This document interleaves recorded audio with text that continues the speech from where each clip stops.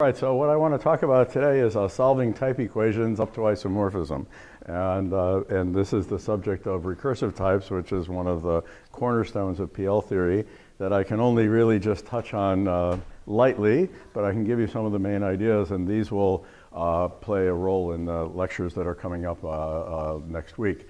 So I think it's a good thing to learn about. So we're looking at the subject of recursive types. And I'll start out informally. So informally, I'll just observe a couple of facts, okay, that are supposed to be provocative. Okay, so we'll start out with ones that aren't, and then we'll get to others that are. So the first one I will start out with is the isomorphism between nat and 1 plus nat. Okay, if you squint the right way, you could say equals, but let's not say equals. Okay, so they're isomorphic. We can say that there's bijection. You can say there are maps back and forth between these two. And let's think about that are mutually inverse. Okay, so that's the idea. So if we go from left to right, we can look at it from left to right, and we go from right to left. So what does it say from left to right? It says that every natural number is either, you can read it like this, 0, which is represented by sending it to 1 dot the null tuple, or the successor of another natural number, which can be represented, I'll just write of another, which can be represented by thinking of it as 2 dot n. Okay, the successor of n for some n. Okay, so we'll write that, which will again be a nat and again have this property. So this direction of the isomorphism tells you that. I can expose the inner structure of a natural number by saying, well, if you give me a number, I can look at it. If I look at it, I can immediately see it's either 0 or the successor of another one. And if you go backward, okay, like this, then what we're saying is the opposite. 0, which is represented by 1 but the null tuple, is a natural number. So is a nat, because if I take that guy, it induces the, by giving it this data, it comes up with 0 as a natural number. Why does it have to be that? Because these maps have to be mutually inverse. So this is how they have to fit together. So 0 is a natural number, and successor, which is 2 dot n, successor of n, oops, let me write it like that. Successor of n is 2 dot n, which we represented as 2 dot n, is a natural number if n is. Okay, so that's when spelled out in English, it's an unremarkable fact, and it's just kind of nice that we can summarize them here, except that there's a big proviso, and this keeps coming up all the time.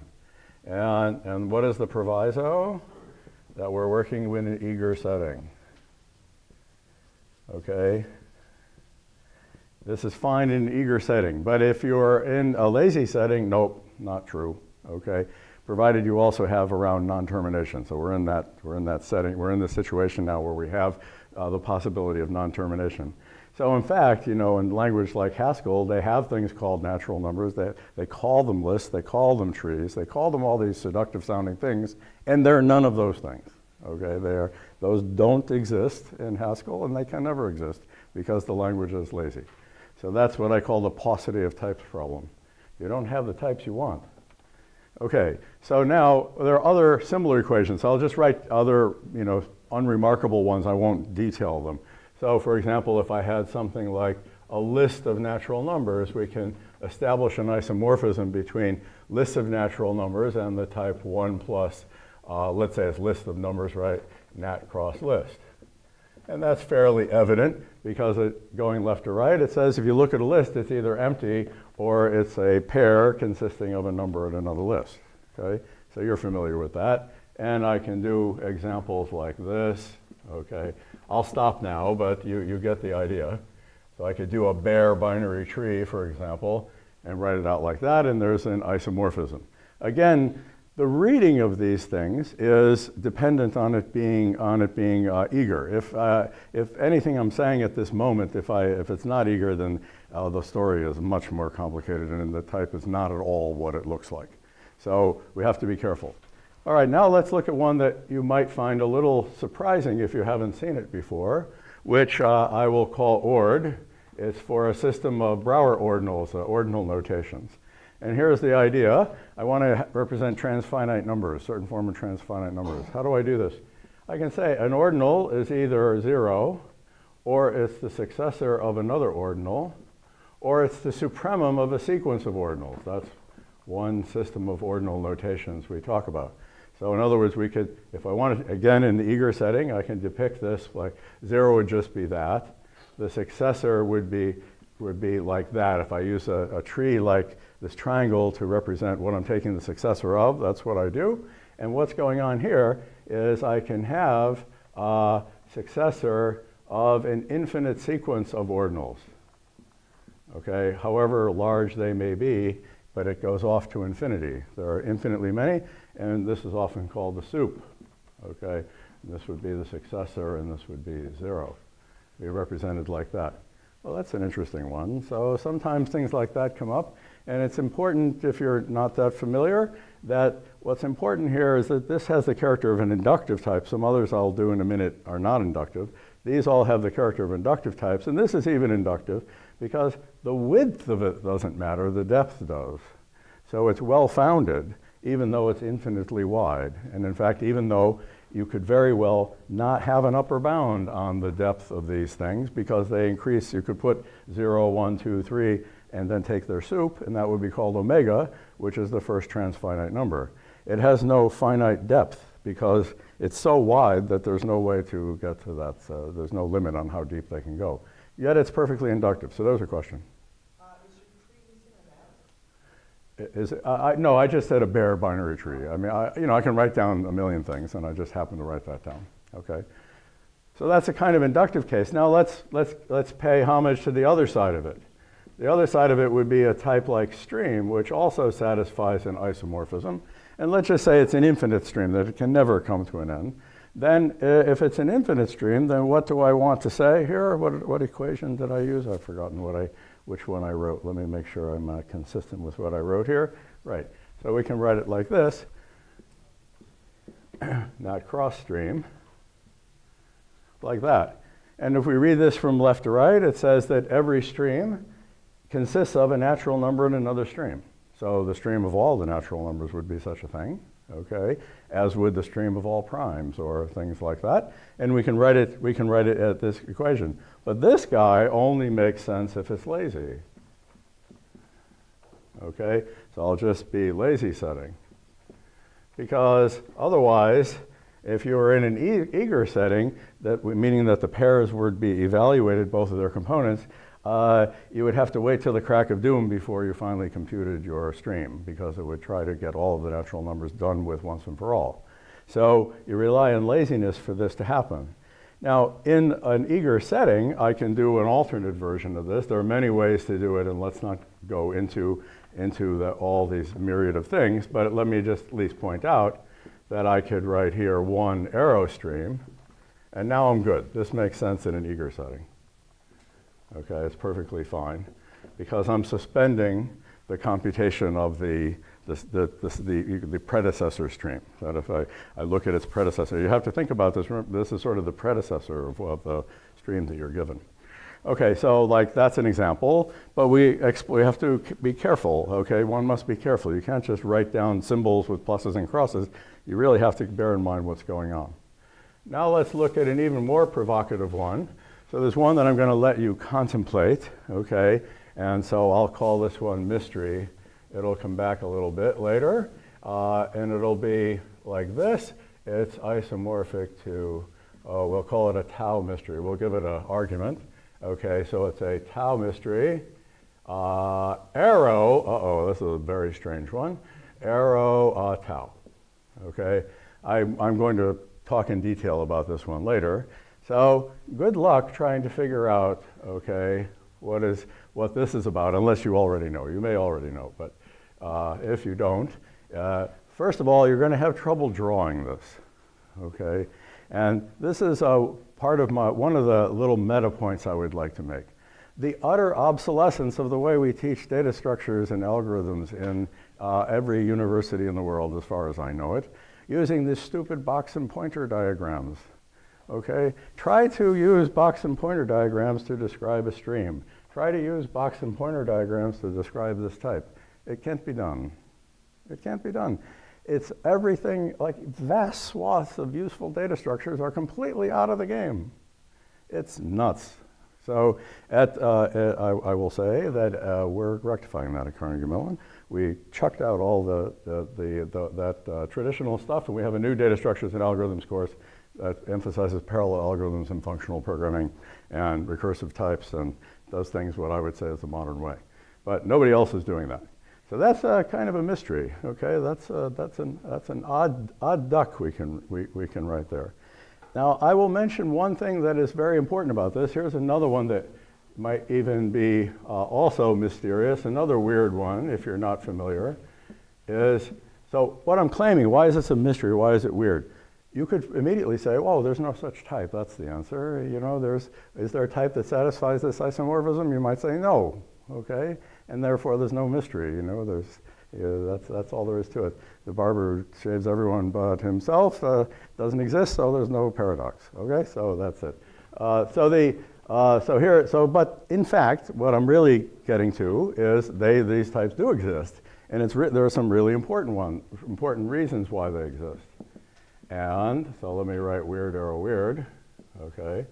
Now, if you think about this for a moment, this is what tells you that type, given my assertion that this is a sensible thing, that it tells you right away that types are not sets.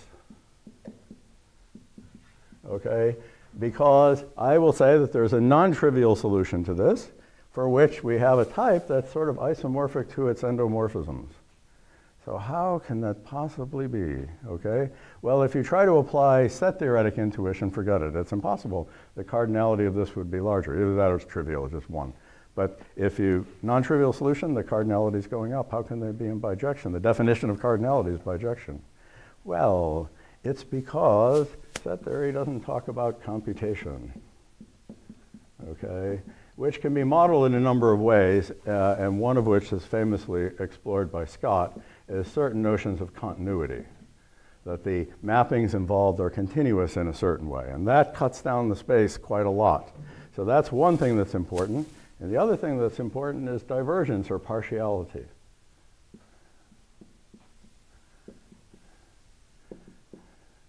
And in fact, I won't end up doing this, but Gordon Plotkin introduced this notation to my knowledge, which is the idea of a partial function space. So really, when we got to PCF, we ought to start writing our arrow with it's a partial arrow, that's the joke. Okay, so the harpoon, because it's to emphasize that it's a partial function, okay? And it will always be a partial function, and it must be for my assertion that solutions to these things exist. And in fact, I will show you that given the assertion that these things exist, I can derive the notion of fix or self-reference that you have been using in PCF. So that's one of the things I'm going to do. William had a question. No, it doesn't happen in set theory. Yes. It happens, it's Cayley's theorem in algebra. It happens in algebra. Okay. You're saying types are not sets. Yes. But this does happen in well, other kinds of structured sets. So I was thinking like topological spaces or things like this. That's where the notion of continuity comes up. So yes, I'm just like throwing that in there, but there is this naive idea of like types are just sets. Okay, that's. I just think it's interesting that this is just like Cayley's theorem. Okay. For groups. Okay. It's That's like that. Okay, good. All right, so those are some examples to provoke you. So now what I'm going to do is that I'm going to write down a formulation of a syntax for recursive types in which all these things will be turned into definitions, okay? So the idea is the same as for PCF, okay? So the idea is I postulate the existence of solutions, okay, for type equations or type isomorphism. You'll often slip and say type equations. It's not really right to say that. Okay, for type isomorphisms, and they are going to be fixed points up to isomorphism, fixed points of type operators.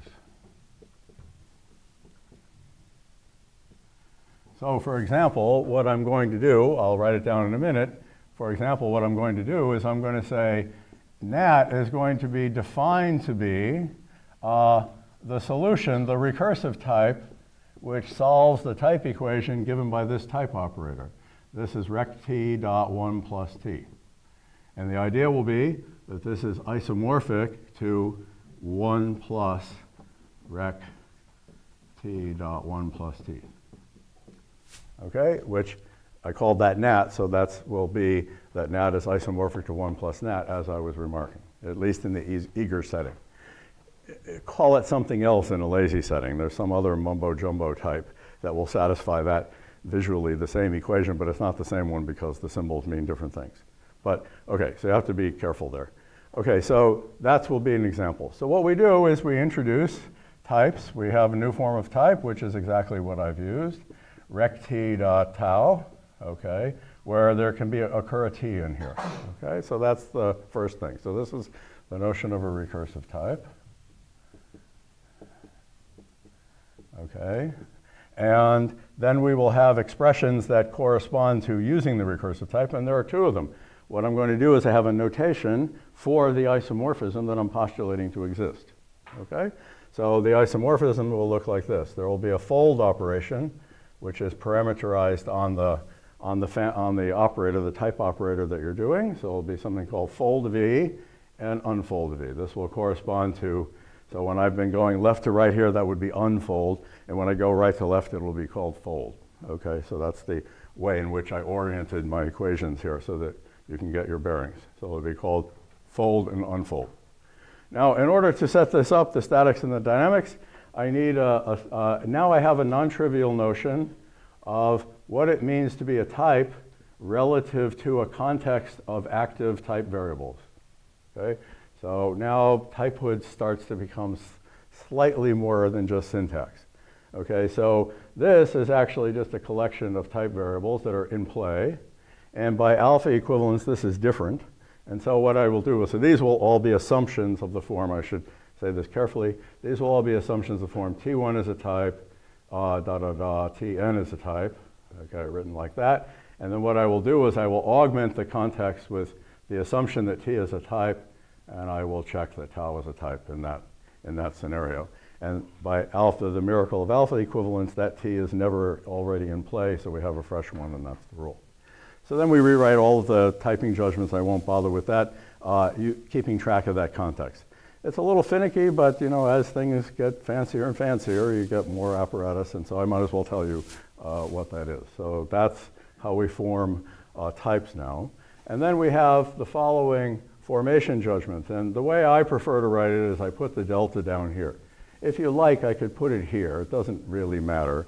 But somehow in my mind, for reasons having to do with the semantic structures that are actually in play here, I like to think of this as an index of a family of consequence relations. There's a reason for doing that, but that's why I do it. Okay, so we write it like that. So let's look at the typing rule for fold, and then you'll see how these examples play out. So this will be of a recursive type, t dot tau, under the following circumstances. The circumstances will be, the delta won't come into play, it's going along for the ride here. Okay, officially I should check that with t being a type, that tau is itself a type. So this is a legitimate type operator, that's that part. And now, but where the money is what happens here. So what happens is if E is in the unrolling of the type, this is what I've been showing you by example, take the recursive type, plug it in for itself, so to say, in tau. If E has that type, then folds the recursion, it applies the isomorphism in the orientation I use at the board from right to left, okay, and gives you an element of the recursive type. And unfold does the opposite, okay? So unfold says, if I have an element of the recursive type, so this is now left to right in the orientation I was using, so we have that, and unfold of V has, well, you unfold the recursion, t dot tau for t in tau. That's the statics there. And what does the dynamics look like? Well, the critical thing is there's an eager and lazy distinction. Okay, so we have to be careful. All right, so eager and lazy distinction. And the idea is fold of t dot tau of E is a value. In a lazy setting, it just is. In an eager setting, so I'll put that in square brackets here to remind you, provided E is a value. Okay, that's in the eager, for the eager case. But if you're lazy, you just say that the fold is a value. And then corresponding that you have only for eager, corresponding to that is I have to have a transition that says if E steps to E prime, then you evaluate under the fold, so to say, in order to achieve the obligation that the argument be a value. And so we do that, and that's an E prime, okay, written like that. So that's the eager-lazy distinction that comes into play. And then the critical thing, which holds in any case, is, here's a slick way to write it. If fold E is a value, under whatever circumstances, whether it's the lazy case or the eager case, I don't care, but if fold E is a value, then I can unfold it, you see, to fold E, and that will transition to E. That will unfold the recursion, okay?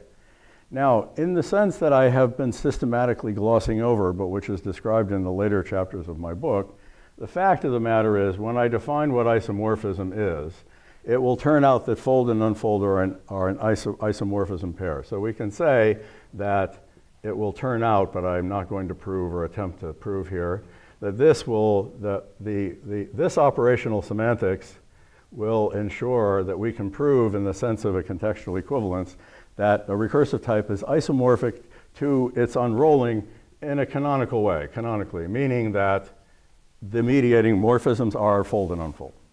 Okay? So that's what I want here. And I'm not gonna actually like play that out, but one can do this, okay? And so this is what I mean by rect t dot tau being the solution of a type equation. Okay, so, oh, this should have said tau, that was dumb. Okay, I'm solving a type equation up to isomorphism, so it's the solution. So it's kind of nice to get the perspective of it being a solution of an equation because it helps. But let me just point out now my earlier remark about boxes and pointers because it's kind of cute to do this. It's not that boxes and pointers are wrong, they're just grossly inadequate. That's the issue.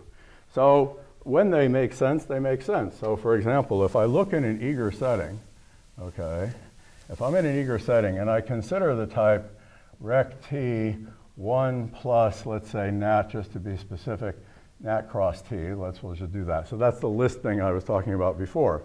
Well, if we're in an eager setting, and if you play through in your mind, what are the values of this type, okay, then what are the values of this type? Let's write them down. I'll abbreviate fold. I won't write the type family parameter, the type operator.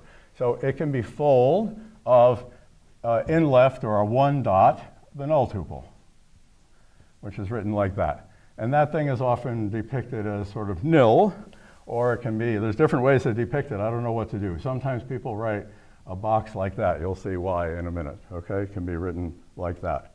What's another value of this type? Well, you can have fold, and you can be in the right-hand component. And if you're in the right-hand component, you can have some number, 17 maybe here, and then I can have another such guy. So how about if I put this guy down here? So we'll put ditto marks, and we'll take the previous guy. And so how do we depict that? Okay, oh, I forgot to do this. I should write an arrow pointing to that. The fold is the abstract pointer, and this is a pointer to something that tells me I'm done. Okay, so another notation people use is, goes to ground or something. That's another thing that people do.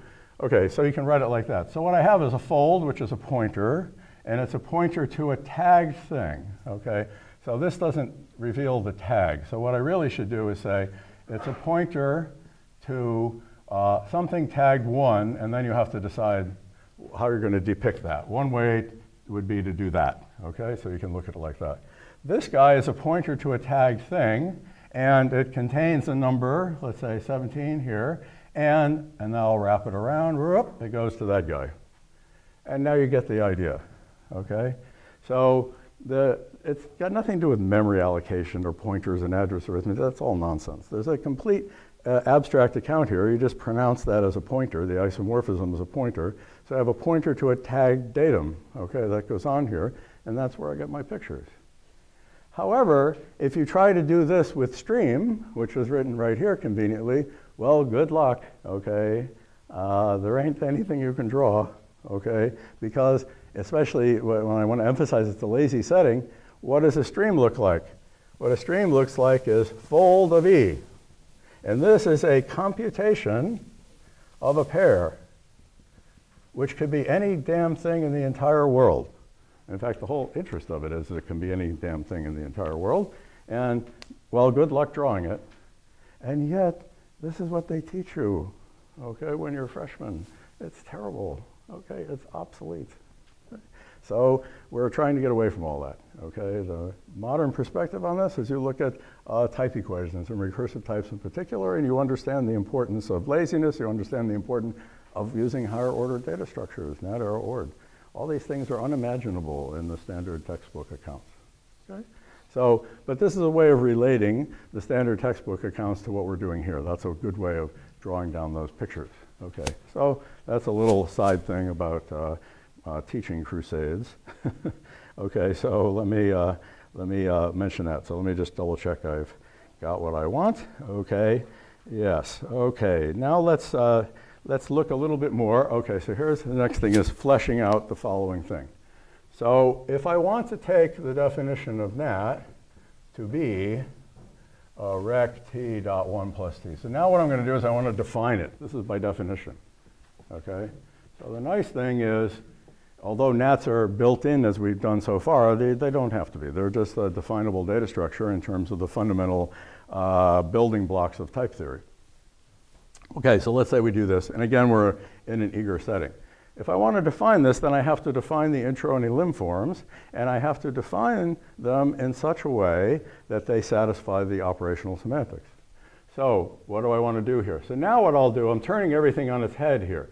When I was discussing earlier, I was making observations about something you already know. So now I'm going to turn it the other way around and say, no, NAT doesn't pre-exist. NAT is going to be defined to be this. So now let's define the machinery of NAT. So what will 0 be? It's what I told you before. So you do fold of 1 dot the null tuple. So that is 0, okay? That's the idea here. And if I look at successor of E, what is that going to be? It's going to be fold, and it's going to be in the right, okay? And what you put in the right is E, okay? It's representation, but inductively, let's say this is already represented as NAT, and then I'm going to write it like that. So that's the way we think of that. So this is what 0 and 6, because you see this is like a unary representation of natural numbers, and so if you use the boxes and pointers, you're going to say 0 looks like this. That tells me it's 0. Maybe I should have tagged it 0 just to be confusing. And then, or otherwise, it looks like this, and here's the next guy, okay? That's what it would look like. So if I'd have been smart, I'd have made the tags be 0 and 1. It would have been cuter. But anyway, all right, that's what they are. Okay, so that's how you do that. But now the trick, what about the recursor? Okay, so I want to define the recursor. So, okay, now I usually have a third argument here, and it's going to be convenient for me to not put the argument here. Okay, I'll just kind of curry it. So this is what I'm going to do, is I'm going to define this guy. And the question is how to do it, okay? And what I'm going to do is, we're working in the context, so the language I'm working in is called FPC, which is a kind of a version or extension of PCF. So I'm working in the context of PCF.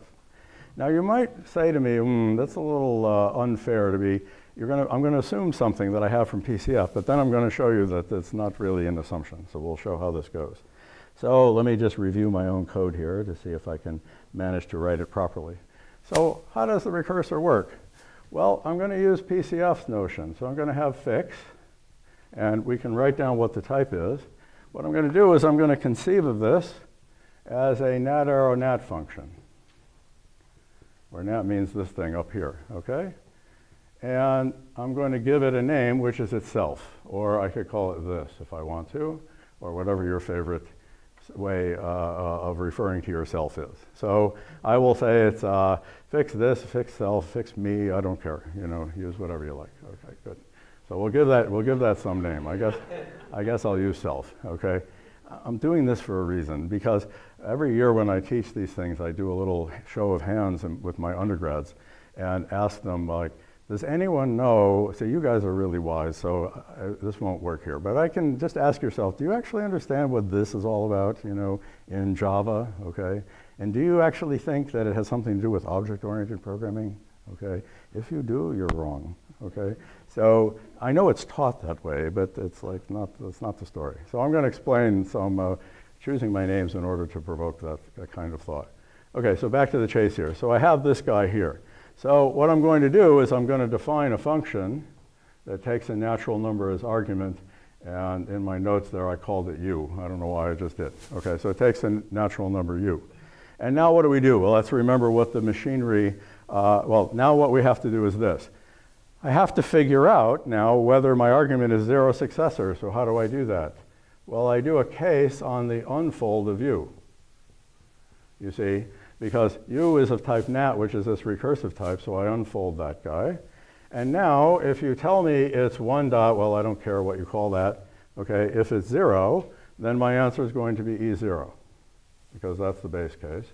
If you tell me you're a successor, and it's a successor, let's call it, let me make sure I'll try to be consistent with my notation. So I called that x. Oh, yeah, right, I remember now. I deliberately wanted to call that x because I want it to line up with the x I chose here. So we call that guy x. And then what do we do here? Well, we want to make a recursive call, right? Now, E1 has a free x in it and a free y. The x is the x, the predecessor. The y is the recursive call, okay? So what do I do here? I want to do a substitution, okay, of something for y. And what is it? Well, it's the recursive call. It's self applied to x. And plug that guy in, and then I close 2 parens. And then if you want to put in the paren e here, then this is where you do it, okay? You put the paren e, and that's how you'll do that, okay? And that's the definition. And if you check, this guy here, this fix, unrolls to a lambda. And what will go in here, self will get replaced by the fix, which is the rec, which is exactly what it's supposed to be. Okay? So check for yourselves that this definition actually makes sense. So in this respect, as long as I'm in an eager setting, then this will, in fact, give you the natural numbers as we know them, and things will work out very nicely. So that's how that guy is supposed to go. All right. So are we good? Are we good so far? Could I get a glass of water or something? Can someone say that? Can bottle of water or something like that would be handy. Thanks. Okay. All right. So now, good. You're good with me so far? That's good. All right. So now you could say, okay, but what's this business about fix? Well, as I said before, the whole enterprise that I'm embarking on here, semantically doesn't make any sense unless you're talking about in a setting with partiality. It's inherently, what's really fun is that it's inherently an issue of computation. So there are stuff coming up, like recursive types is all about computation, okay? It's really confined to that. And then a thing that's coming up this afternoon is a discussion of polymorphism. And there's a very famous paper by John Reynolds whose title is Polymorphism is Not Set Theoretic. So people were discovering 25 years ago, let's say, that types and type theory and the theory of computation are much richer domain in certain axes than the conventional foundations of mathematics, namely set theory. We don't want set theories. That's not useful for us as computer scientists. So it's kind of amazing. So there's a rich world here that exists only in the constructive realm, the realm in which we take computation as our starting point. Now, what's even more remarkable is you can then, on that basis, build up an account of set theory. So it becomes that rather than computer, okay, I'll say this in a provocative way, rather than computer science being some kind of applied math, math is really applied computer science, okay? That's the constructive perspective. That's what constructive type theory is all about. Okay, so, all right. I just did that to annoy you. Okay, but there's truth to what I say. Okay, so all right, so that's that. So now what I want to do is talk about defining fix. So So the idea is that when I have recursive types, I already have the fix that I just used. Okay, that's what I'm going to do. So I want to show you, I want to develop with you how to do this.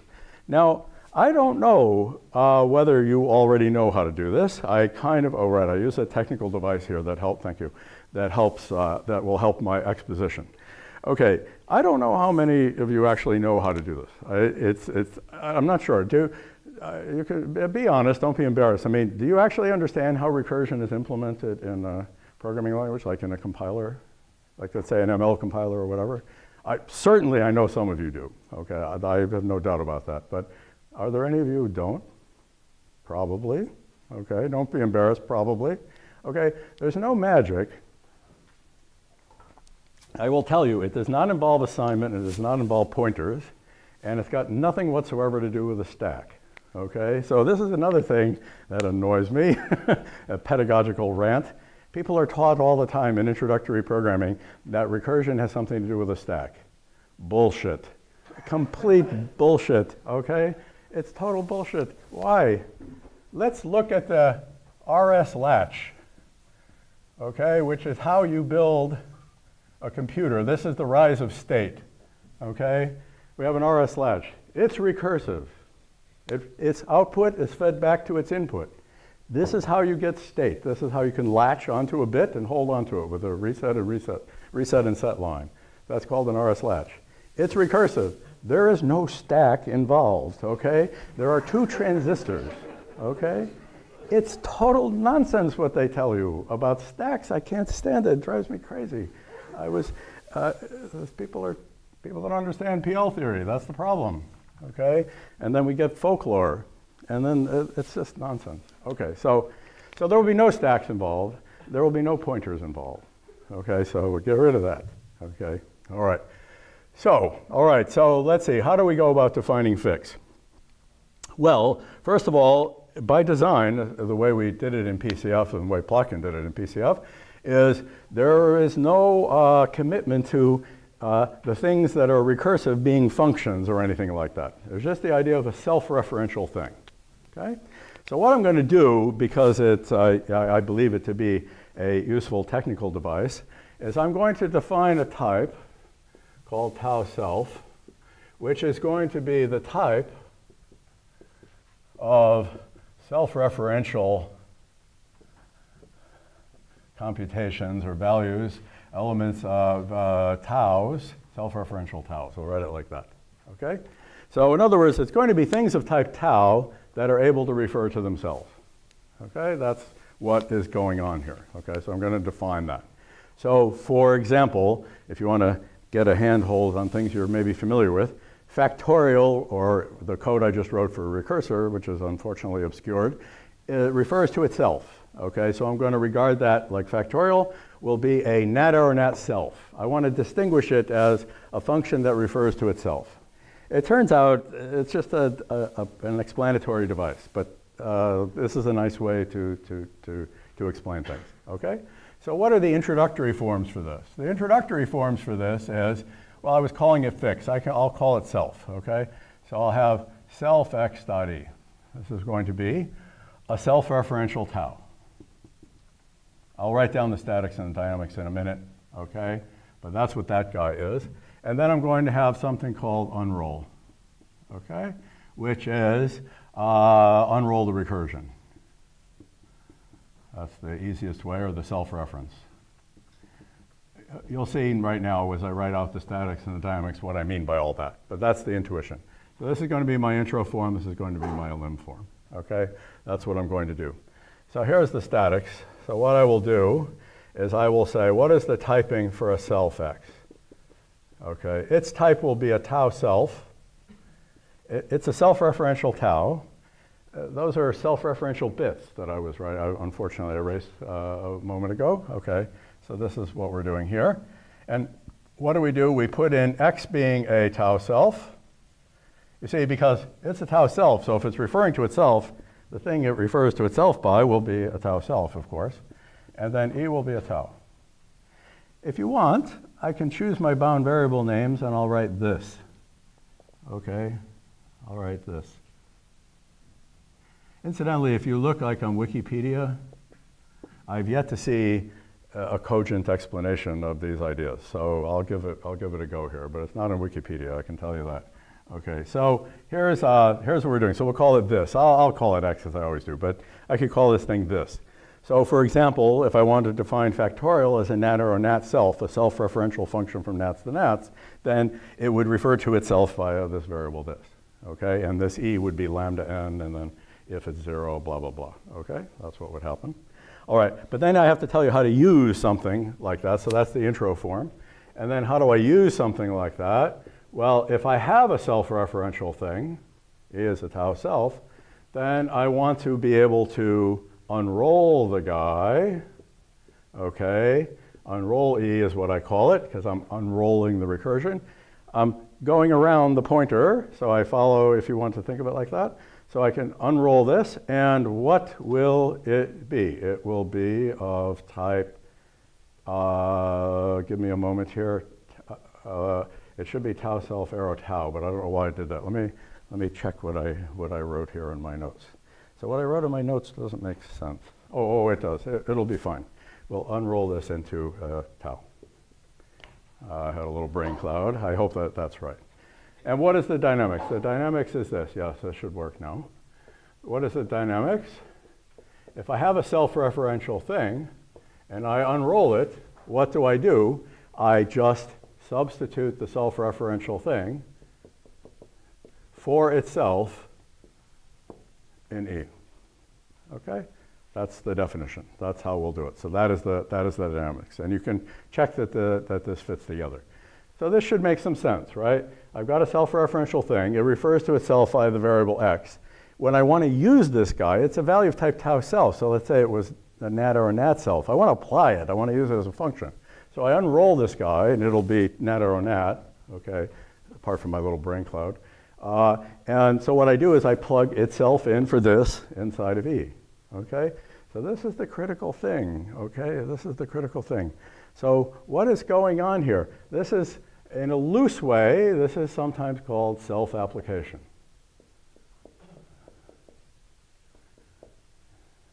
Okay, that's a loose terminology here. But if I think of this as like an implicit argument, that this is an implicit argument, okay? That every self-referential thing has an extra argument, if you want to say that. So if it was like factorial, it takes in an argument called this, whose type is nat or nat. Then it takes in the argument that you think of the argument, which is a natural number, and it emits a natural number. So what I'm doing is I'm plugging in the thing itself for that first argument, okay? That's what's happening here. So what happens in Java or something like that, whenever you're implementing these languages, every method has an implicit argument, okay, which is called this. And it can be very unfortunate because they didn't make it a bound variable, and it can't be renamed. It can only be called this. Okay, that's pretty dumb, okay? But there's a, fine. So here I have it as a bound variable. You can call it this, you can alpha vary it, you won't get into trouble. There are situations where you can get into trouble, so I don't want to get into trouble. So that's what I'm doing here. So this is called self-application. That's how this works. So as an exercise, just write out yourself, write out fact, let's say, whose type would be a nat or a nat self. And then you'll notice if you do that, okay, you write that, oh, fact. How about if I write it capital fact? And the reason is, what I'll do is I'll say, then define the ordinary fact that you're used to will be defined to be unroll of capital fact. That's important. And why? Because if capital fact is a nat or a nat self, when I unroll it, its type will be a nat or a nat. And you'll be able to apply it. And if you look at the code for this guy, it will refer to itself. It'll give a name to this argument, so we'll call it this. And this will get replaced by capital fact. And whenever you use it, so what will happen is, in your recursive call, the way you make a recursive call, you'll say, unroll this and apply it to n-1. You know, that's what it'll look like. This is the key thing. Why? Because this is a self-referential thing. It can't be applied. If I want to apply it, I have to unroll it to turn it into a function and then apply it to n-1. But if that's your definition of fact, okay, when you unroll it, fact, when you do the unroll of fact, this will become fact. So you'll get unroll of fact n minus 1. In other words, little fact of n minus 1, and you get the recursive call. No stacks involved. Okay? Stacks are about reentrancy. We'll talk about that another time. You don't need any stacks to implement recursion. Okay? So, all right. So that's the Church and Kleene discovered this in 1932. Okay? It's been a long time. Okay, so 85 years, I guess. God. Okay. All right. So, good. So now what I want to do is implement that abstraction. Okay, that's the idea. And all I'm going to do now is write out in a kind of formalism. I will write out the implementation I was describing to you. Okay, that's what I am going to do. Okay, I've told you in kind of seat of the pants programmer's terms how to implement this. And what I find very beautiful and compelling about type theory is that, one moment, the theory and the practice are so closely tied. It's beautiful. The code reflects the theory reflects the code. It's all one unified picture. It's gorgeous. It's just gorgeous. That's the thing that has driven me, I think, for most of my life. Okay, so let's see. What do I want to do? So now let's say we want to implement, and this is where it's sort of fun. We're going to implement the abstract type Taoself. Okay, that's what I want to do. So what I hope to convince you is, if there were such a thing as Taoself, as I've defined it here, I could just build that in as a primitive notion. But my point is that self-reference recursion is not a primitive notion. It arises from the concept of recursive type. In other words, you see, what's really nice here is if you look at PCF, as beautiful as it is in many dimensions, there's a kind of a sore thumb there. You have natural numbers and operations on natural numbers. You have, zero successor recursion, or if in PCF, a branch on zero and successor. You have functions, and you have application and lambda abstraction, and then you throw in fix. Well, where the hell, who ordered that? Where did that come from? Okay, why is that there? It's just an arbitrary thing that got chucked in. Now what I want to show you is how programming language features arise from type structure. That's what I want to do. So it's not an ad hocery. It's not like, oh, well, we'll just chuck that in. Okay, there were good reasons to do it for Plotkin's purposes because he wanted to study that particular thing in itself. But what I want to say is, in the grander scheme of things, it's something that arises from type structure, in particular from having recursive types. That's the important idea. Okay, so now I've given away the game, so it shouldn't be too hard for us to implement this. So I'm going to implement this thing as an abstract type. Then we'll talk about abstract types a little bit. And I'm going to implement the abstract type. So I'm going to implement this guy. I have to implement self_x.e, and I have to implement unroll. By now, half of you at least, if not more, can guess and tell me what I'm going to do, but let's go through it, okay? All right, so what do we do? Well, as I said to you, a self-referential thing is what I'm going to do is I'm going to implement a protocol. The whole point of an abstract type is to maintain an invariant. And the invariant I want to maintain is that a self-referential thing is a thing that has an extra argument that's kind of under the hood, such that it obeys the invariant that the extra argument will always be the thing itself. That's why I have data abstraction, okay? It's not like by some comments and convention, I use data abstraction to enforce this, okay? To enforce the invariant. So that's what I'm going to do. So the idea is, what will a Taoself be? It's going to be a recursive type. It's going to be the recursive type T. It's the mystery type. It's the type T arrow tau. Okay? So a self-referential tau is up to isomorphism, that is, when unfolded, is a function that takes a self-referential type value of type tau as argument and delivers a tau on that basis. So like factorial has an implicit argument, which is a nat arrow nat self, and it delivers a nat arrow nat. But that definition by itself does not ensure that the thing you plug in here really is the thing itself. That's why I need data abstraction. And how ironic it is that in the software industry, I can't think of any programming language that implements data abstraction properly. it's a terrible, okay? It's a terrible state of affairs. So research languages do, okay? But, okay, so what I'm going to do is I'm going to enforce that invariant, okay? I'll put this in a module. So how do I implement self? So remember the typing rule. I'll bet I can't have them both up at once. That's a pity. Okay, so you have to keep in mind this typing rule, okay? So I have this typing rule. So what am I going to do? Well, it's going to be an element of this recursive type, so it has to be a fold.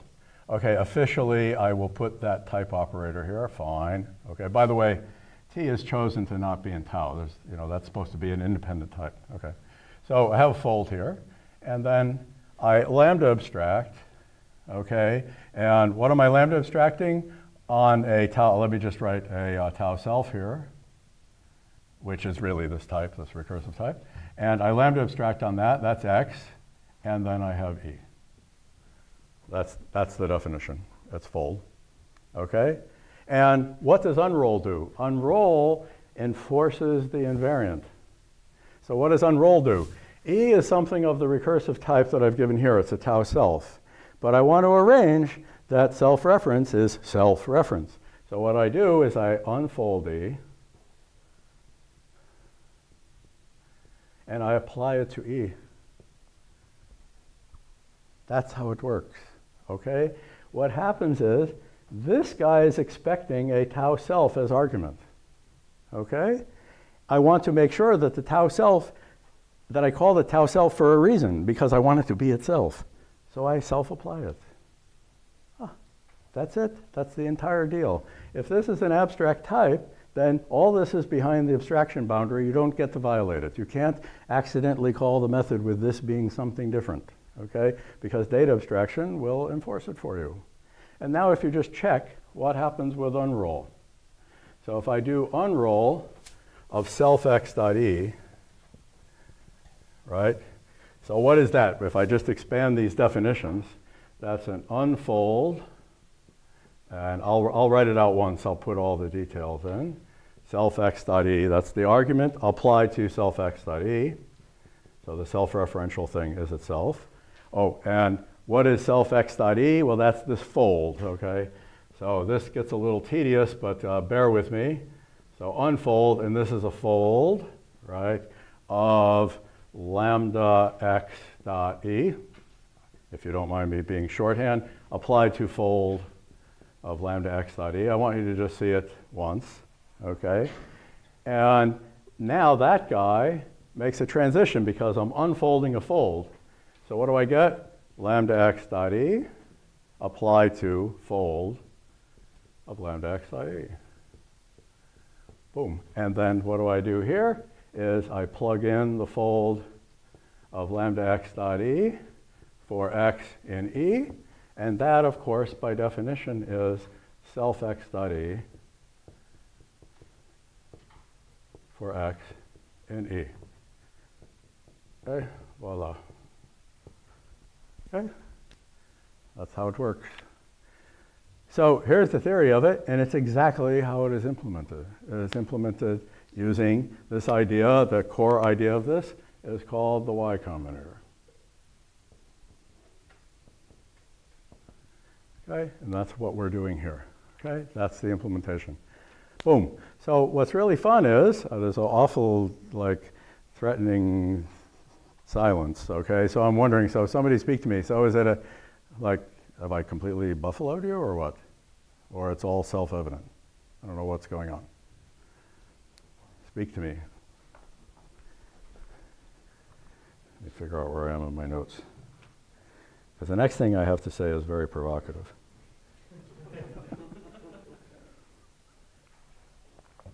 Okay, so you see what's happening? Let's look at now what happens is, let me think for a minute. Look at what happens if E is X, okay? So suppose the body here, suppose this is just self_x.x. Let's just write that out to see what happens, okay? So I'll put an X here. That will be a particular example. I have an X here, I have an X here, I have an X here for X. So if I plug that in for X, I get that guy, which is by definition I plug that in for x and x, so I get that guy. Okay? So what do I get? I get that, and now if I unroll that guy, so in other words, so this goes in for that, so I get that computation. I hope I've done this right. Yes, that sounds right. So I get to this point, and then the definition is that fold. So if I unroll that, so now we can just go back to the beginning. The point being, I go back to the beginning. If I want to use this guy, all right, I think of it as, if this is a function, I want to think of this as a self-referential function, then the way I do it is I unroll it and apply it. So if I take this guy again and unroll it, that guy, and apply it to something, then I'm right back to where I started, okay, because it's unroll of this guy, and you will discover that this goes back to self-x.e, self-x.x, and if I unroll that and apply it, it'll go back to self-x.x, and you can see the unraveling of an infinite loop. Okay, so that's what's going to happen here. So divergence is inherent in the entire enterprise. So in case, just to be as clear as possible, so if I go back to my factorial thing, all right.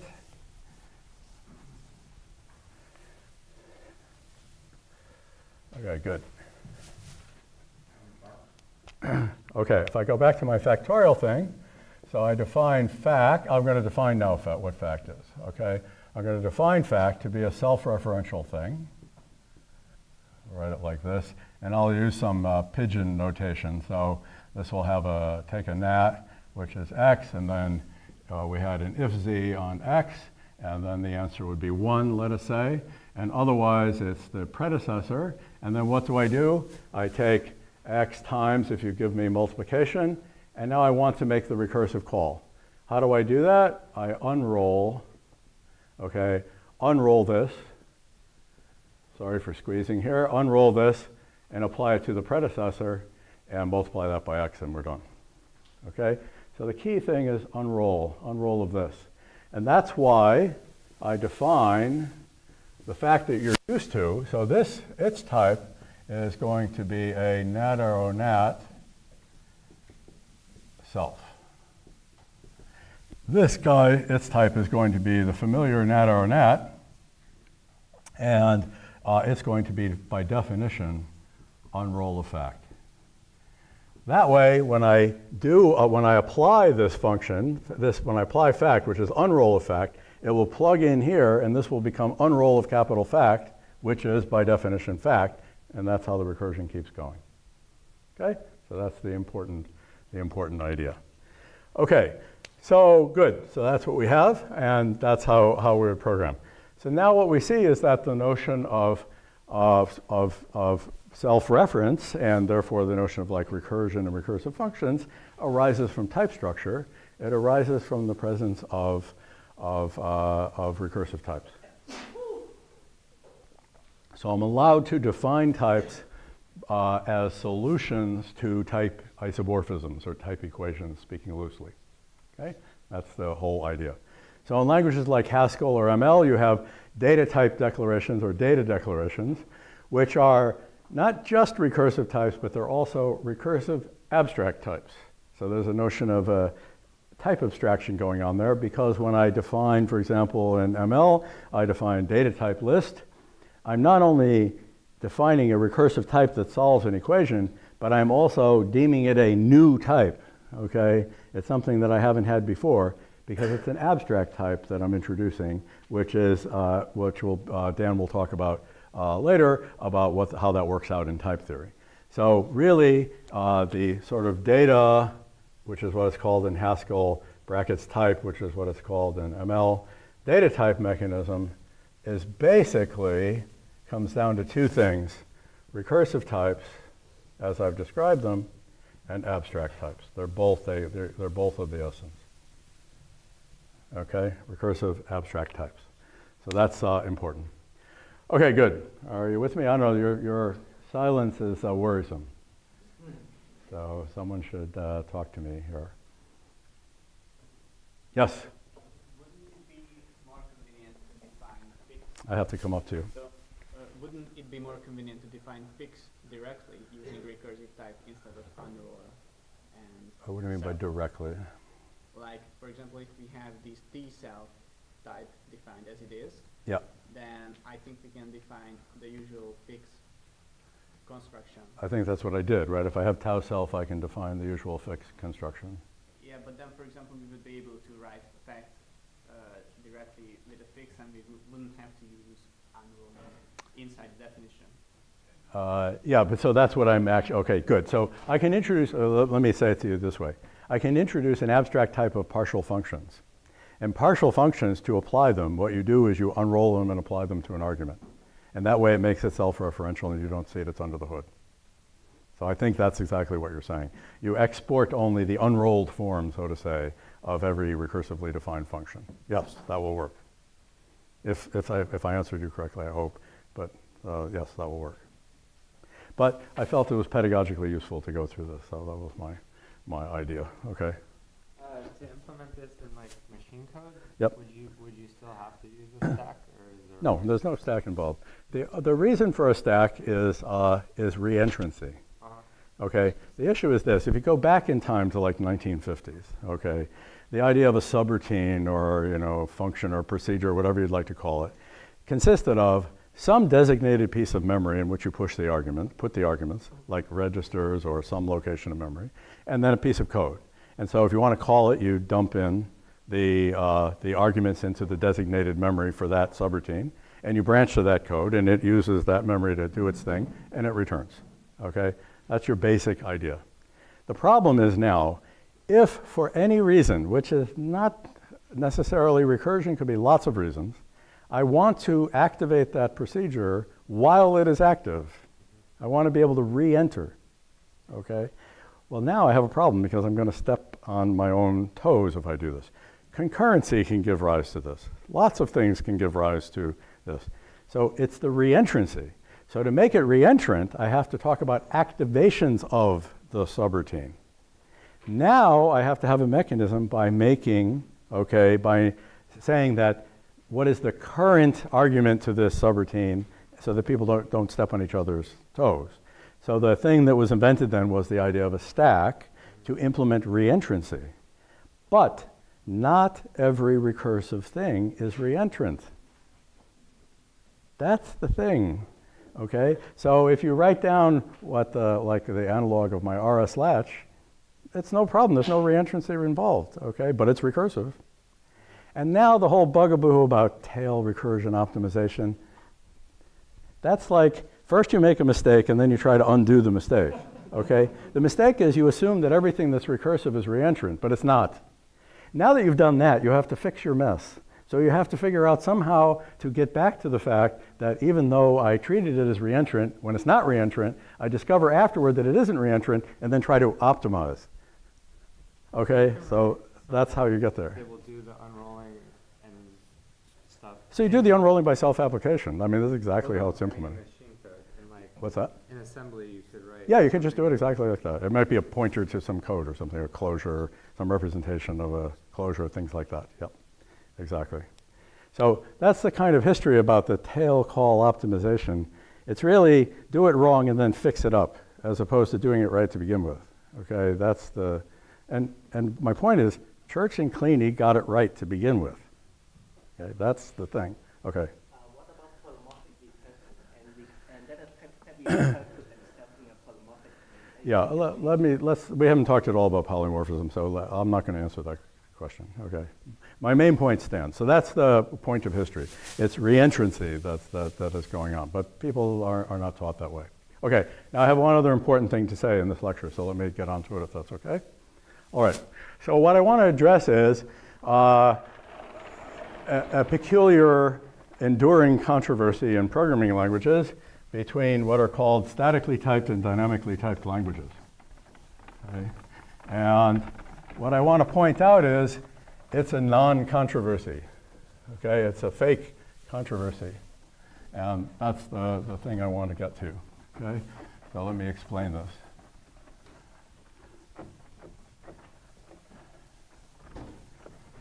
Okay, so here's the important type. Here's the important point I want to make. So-called dynamic languages, which get revived every generation. Every generation has its dynamic language, and it's always of the form, you know, opposition to the tyranny of types, okay? So what I want to point out is dynamic languages are static languages. So they can hardly be opposed to them. The idea that it's opposition is nonsense. In fact, not only they're static languages, I would actually insert, they are severely impoverished static languages. And why you, I mean, I guess if you're a monk and you want to mortify the flesh, you could impose such things on yourself for kind of higher reasons. But for those of us who aren't so devoted, it's very hard for me to understand why impoverishment is a good thing, okay? And this is what is going on, okay? So this is what I want to talk about. I know that all the marketing is about, you know, the way I like to describe it is the words can be misleading because the word dynamic just sounds better. Have you ever seen, I put it on my blog one time, Richard Bellman, the guy who invented dynamic programming. Somewhere along the way you learned about dynamic programming as an algorithm technique. Of course, why in the hell is it called dynamic programming, okay? Well, okay, I can give you the idea. There's two parts to the idea. One is, back in the 50s, programming referred to operations research. It referred to the scheduling of manufacturing processes so as to pipeline them to optimize the end-to-end output flow. That's what programming meant. It didn't mean what it means today, okay? So that's the first part. So he was working in OR. He was doing, you know, industrial engineering, and he was working in industrial process control. And he had to come up with a name, and there's a very funny story. I just quoted it wholesale from Bellman himself. The reason he called it dynamic programming is because it sounds good, okay? And it's true. Put the word dynamic in front of anything, it's better, okay? Right? Because all of us, I mean, nobody wants to be static and boring, right? Everybody's dynamic and fun, okay? So dynamic languages are fun, okay? Static language, oh, static languages. That's the entire thing. That's it. They're out of ammo at that point. That's all there is, okay? So what I want to point out is what I mean by this, okay? The idea is that what people talk about is they talk about untyped languages. But little do they know, when they're talking about untyped languages, it's really a typo. It's really a unityped language that they're talking about. The idea is not to have types. The idea is to have only one type. And I'll be damned if I understand why it's a plus to have only one type. So let me tell you about this. So by the way, this particular turn of phrase, which I love, is Dana Scott's. So the idea is that untyped is really unityped. That's the idea I want to get at. Okay?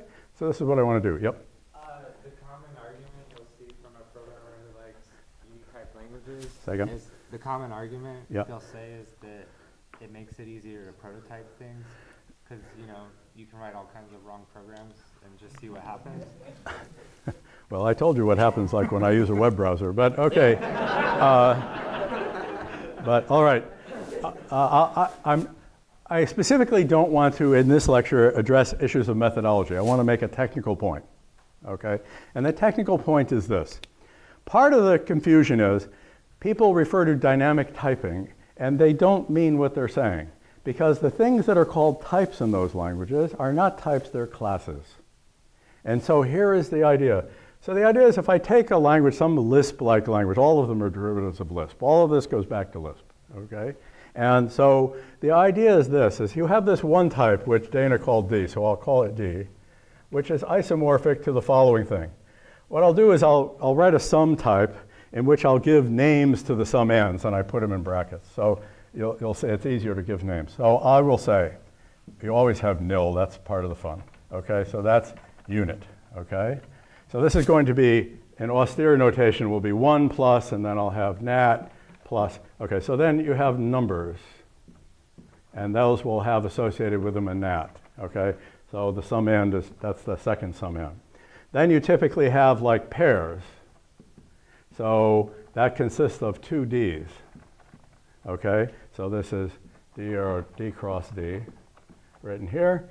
And then maybe you have functions, because there are very often higher order languages, and they have functions which are D arrow Ds.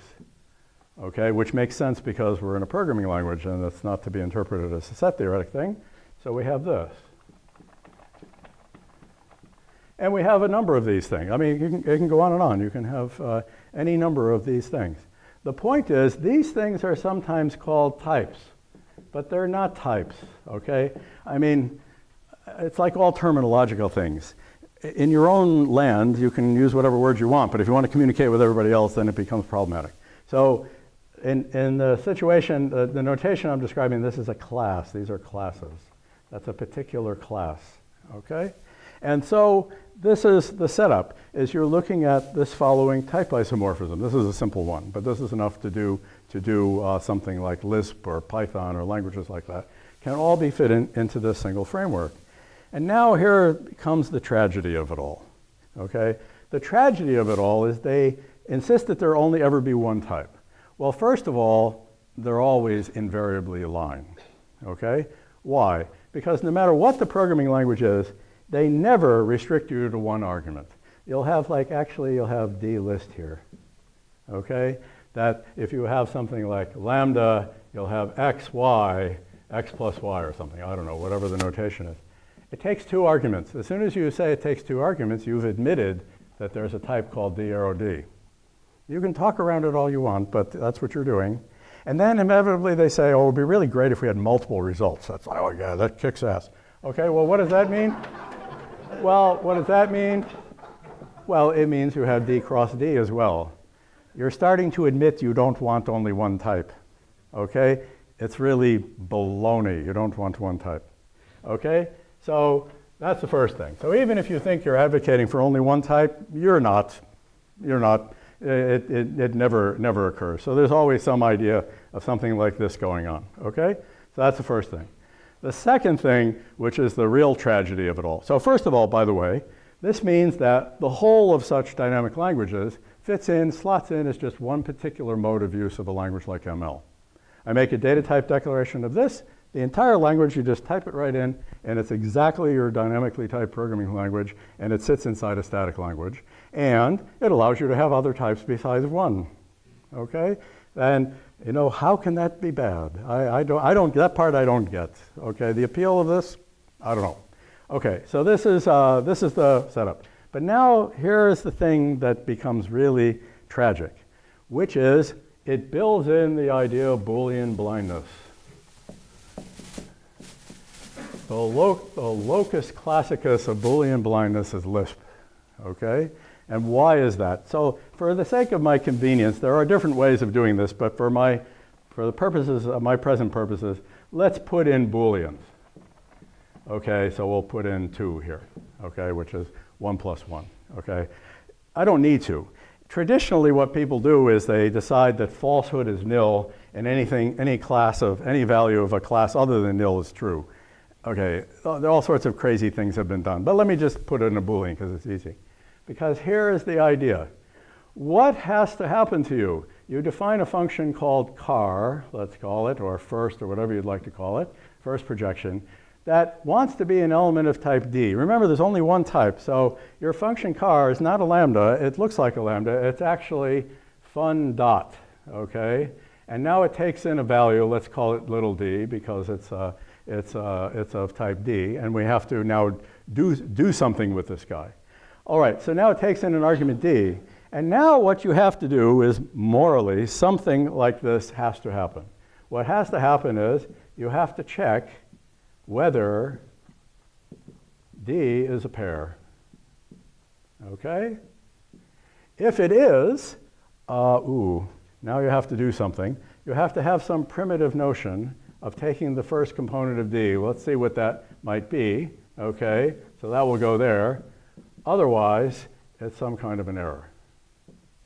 So the key thing is what happens to you is you start having what are called runtime type checks, but they're not runtime type checks, okay? So if I want to implement, what they are is class checks. So let's look at what's going on under the hood.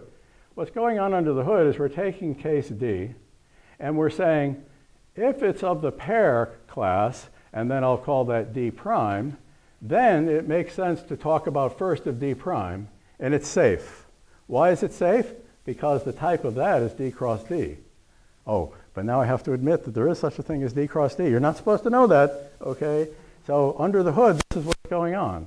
Then it'll look at fun dot something, and that's an error. Okay, if I could spell right, that's an error, whatever I'm trying to write there. All the other cases, error, all the way to cases like that. Okay, this is the first thing that happens. So this is what car looks like under the hood. Okay, car of D under the hood is that. Okay, it's or I could write lambda D if you want. And then if you want it to be a value, you have to label it. So it looks like that. You're always doing, my hearing aid batteries ran out, so now they're earplugged, so I'll pull them out. So this is what car looks like. And then, as the programmer, you have to have an operation called pair question mark. Because you want to avoid an error, so you only want to call car when pair question mark comes true. So you want to be able to write code that looks approximately like, if something is a pair, then I'm allowed to refer to the car of it. And otherwise, I don't know, I get to do something bad. I don't know what I want to do. But it's only in here that I'm allowed to do the car because I do this pair question mark. But now this is what I told you in my previous lecture. We're in a hell of a bad state here. Because what is pair question mark going to do? Well, it's a piece of code that looks like this. Okay. And if the D is a pair, I don't care what it is, the answer will be bool.true. And otherwise, the answer will be bool.false. Bool being the one I added in here. So we do it like that. So what we do is this will evaluate to either bool.true, okay, or it'll evaluate to bool.false. Well, good for you. It evaluates to either bool.true or bool.false. Nevertheless, the type of little d is still D. It's still tagged, and that tag has to be removed by pattern matching in order to access the first component. Okay? There's no way around it. Why is there no way around it? Because there's only one type. Oh, and it's so virtuous to have only one type. But you have only one type, and then you get screwed with things like this. Every dynamic language looks like this. If you look under the hood at how these languages are compiled, you will be appalled to see that this is what the code looks like for every damn thing. Every function application has to check that something's a function, even if it's a recursive call to the function you're defining. Okay? It's completely nuts. So what is the result? Well, we did a homebrew ML compiler for the ICFP programming language contest. It was written in a semester by my graduate students. And then they tested it against Python. Would you like to know what the speed factor was? Okay, for small code? 3,000 times slower. For a grad student written one semester ML compiler. Because it's not inanely stupid about having only one type. This is what is going on with dynamic typing. The real deal is untyped is unitype. There's only one type. You have to do all of these class checking. You have to put the class labels onto things. You have to check them, and you have to take them off. And moreover, as programmer, you're stuck with Boolean blindness. It's the worst design you can think of. And yet, year after year after year after year, it seduces people. And I don't know why. Okay? So the point I want to make is that it's all a use of recursive types.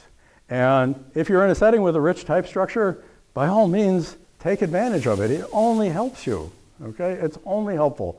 And so, and in any case, if you're looking at something like performance, it's outrageously inefficient and can never be fixed, okay? It can never be fixed. Why? Well, the reason I can say never is because if you want any kind of modularity, the answer is never, okay? If you want to do some kind of whole program analysis, the answer is sometimes you can improve it if you're doing a whole program analysis. But you're never in charge of a whole program. You're always using libraries. It's always modular. So in order to support modularity, you have to do all of these checks. And if you optimize it, what does the optimization consist of? It consists of exposing the fact that there's more than one type. So why not just have more than one type? Got me? I have no idea, okay? So the whole story, so that's it. That's a discussion. Everything you need to know about dynamic languages is there. It's just a mode of use of recursive types. And so let me finish up with that today, and then Dan will talk this afternoon about polymorphism and parametricity and data abstraction. Okie doke, thanks.